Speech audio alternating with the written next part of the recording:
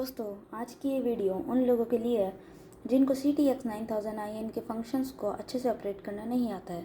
तो फिक्र मत कीजिए, मैं आपको स्टेप बाय स्टेप इंस्ट्रक्शंस दूंगा कि इनके फंक्शंस को कैसे ऑपरेट करना है। सबसे पहले हम अपना कीबोर्ड ऑन करेंगे। ऑन करने के बाद आप देख सकते हैं कि यहाँ पे एक टोन का सेक्शन है और एक रिदम का सेक्शन है। टोन चेंज करने के लिए आपको, अगर आपने ये बटन नहीं दबाया तो ये डिफ़ॉल्ट पे है, यानी ये ए पे है यानी आप जो भी आपको ए की लिस्ट में सारी टोन्स दिख रही हैं उन पे क्लिक करके आप उन पे पहुंच सकते हैं आसानी से। जैसे मुझे ऑर्गन पे जाना है तो मैं इस पे दबाऊंगा तो मैं ऑर्गन पे आ जाऊंगा, लेकिन अगर मैंने इसे बी दबा के करा तो मैं इसके नीचे वाले बी सेक्शन पे यानी अकॉर्डियन पे आ जाऊंगा। वैसे मैं इन सब में कर सकता हूँ और सेम इसमें। अब आते हैं रिदम में, इसको डिफ़ॉल्ट कर देते हैं। सेम इसका आया, ये डिफ़ॉल्ट पे है। अब यहाँ हम सारे एक ही लिस्ट वाले उसको ले सकते हैं। जैसे मुझे इंडियन चाहिए तो मैं इंडियन दबा देता हूँ और हम देख सकते हैं आप भांगड़ा पे आ गए हैं। अब हम इसको बी सेक्शन में कर देंगे तो हम सारे बी सेक्शन के रिदम को सिलेक्ट कर सकते हैं। सपोज़ मुझे लैटिन वर्ल्ड में जाना है तो मैं दबाऊँगा तो आप देख सकते हैं ऐसे ये काम करता है। ये तो आप जानते ही हैं कि ये वॉल्यूम के लिए है, ये ऑन और ऑफ़ करने के लिए है। तो देख सकते हैं दोस्तों कि अब आता है हमारा रिदम कंट्रोलर। रिदम कंट्रोलर में आपको सबसे पहले रिदम सिलेक्ट करनी है। जैसे मैं रिदम सिलेक्ट कर लेता हूँ,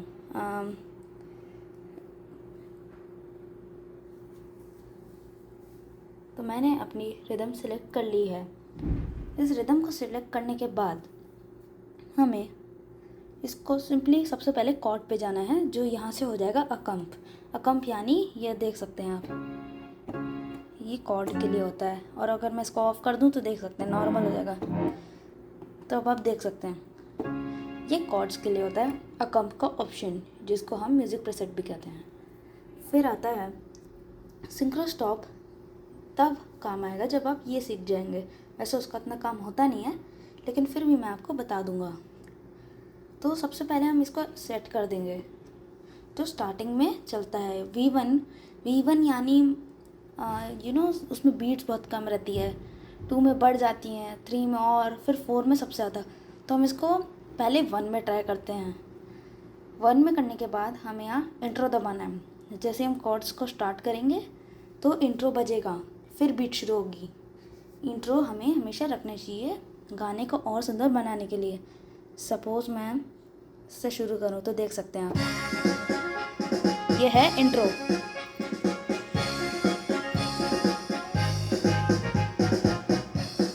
जैसे बीट शुरू होगी यहाँ पे आई ब्लिंक होगा, जैसा कि अभी हुआ था। तो ये हमारी बीट चली, तो ये V1 पे थी। V1 पे आप सुन सकते हैं ये कॉर्ड में। और अब V2 देखिए बीट्स ऐड हो गया है। अब V3, अब V4,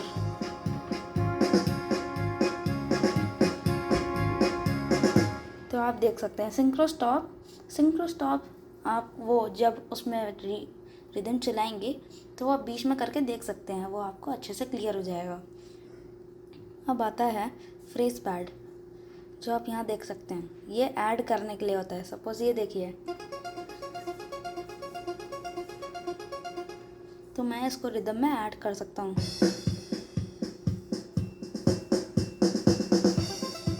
ये देखिए, और साथ में P2 भी, फ्रेज 3, अब फ्रेज 4,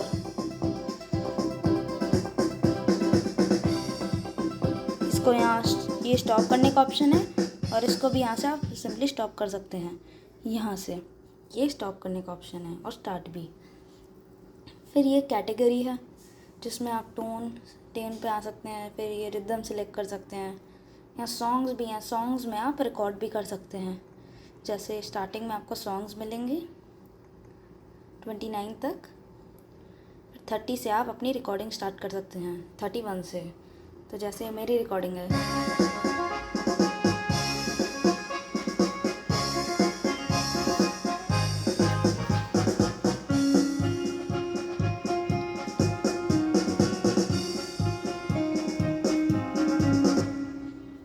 इसको रिकॉर्ड कैसे करना है ये आपको अगली वीडियो में मिल जाएगा।